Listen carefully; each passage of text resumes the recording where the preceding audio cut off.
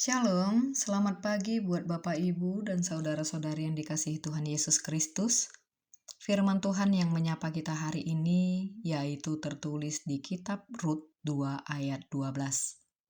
Tuhan kiranya membalas perbuatanmu itu, dan kepadamu kiranya dikaruniakan upahmu sepenuhnya oleh Tuhan Allah Israel, yang di bawah sayapnya engkau datang berlindung. Demikianlah firman Tuhan. Bapak, Ibu, Saudara, siapa yang pernah tahu bahwa keputusan yang diambil oleh Rut, seorang perempuan asing yang tidak menyembah Allah Israel, adalah keputusan yang tepat? Dari sekian banyak kesusahan, godaan nyaman, kenapa Rut memilih setia kepada Naomi dan Tuhannya? Bapak Ibu, keluarga Elimelek, keluarga Naomi dari Bethlehem pindah ke Moab karena kelaparan di Israel. Elimelek mati di sana. Kedua anak laki-lakinya menikah dengan perempuan Moab, yaitu bernama Rut dan Orpa. Setelah 10 tahun, kedua anak laki-lakinya juga mati.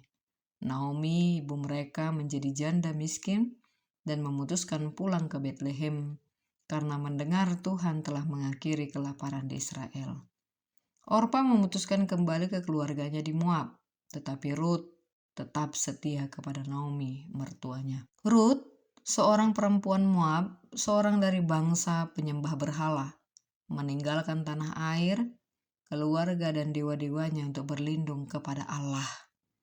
Mereka tiba di Bethlehem saat musim menuai gandum. Naomi dan Rut sangat miskin, sehingga Rut pergi ke ladang untuk memungut sisa-sisa gandum yang ditinggalkan para penuai.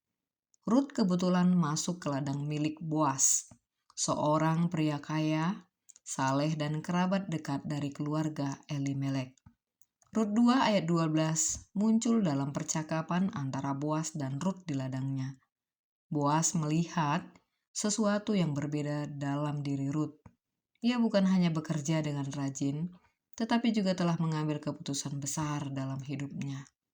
Rut meninggalkan tanah kelahirannya, bangsanya, bahkan masa lalunya untuk mengikuti Naomi dan percaya kepada Tuhan Allah.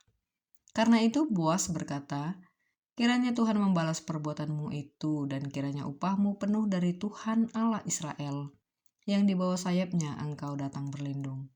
Ungkapan ini menunjukkan bahwa iman Rut bukan sekedar kata-kata Bapak Ibu, tetapi keputusan nyata.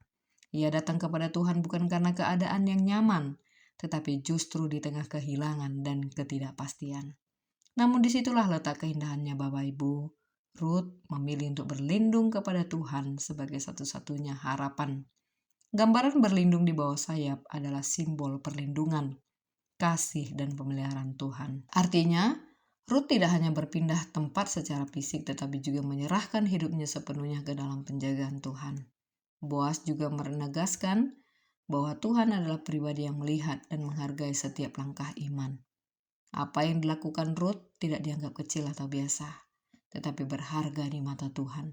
Dari sini kita melihat bahwa iman selalu melibatkan keputusan untuk meninggalkan yang lama, memilih Tuhan dan percaya kepadanya bahkan ketika jalan di depan belum jelas.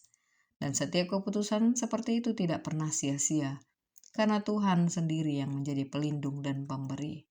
Dari kisah ini kita belajar banyak Bapak Ibu. Yang pertama adalah iman sejati adalah keberanian untuk berlindung kepada Tuhan melalui sebuah keputusan hidup. Tuhan setia membalas setiap langkah iman kita. Kesetiaan Rut mengubah hidupnya. Kesetiaan kita juga bisa mengubah hidup kita. Berani mengambil keputusan iman, pilih Tuhan walau masa depan serasa belum jelas. Utamakanlah Tuhan di atas kenyamanan kita. Jangan hanya mencari yang mudah, tapi carilah yang benar. Percayalah Bapak Ibu, Tuhan melihat dan menghargai iman. Artinya tidak ada ketaatan yang sia-sia. Iman adalah keputusan untuk memilih Tuhan di tengah ketidakpastian. Dan setiap orang yang berani mengambil keputusan itu akan mengalami pemeliharaan dan berkat Tuhan. Semoga ayat ini menjadi kekuatan dan dorongan bagi kita semua Bapak Ibu. Amin. Demikianlah renungan kita hari ini. Semoga harimu menyenangkan. Semangat, Tuhan Yesus memberkati. Shalom.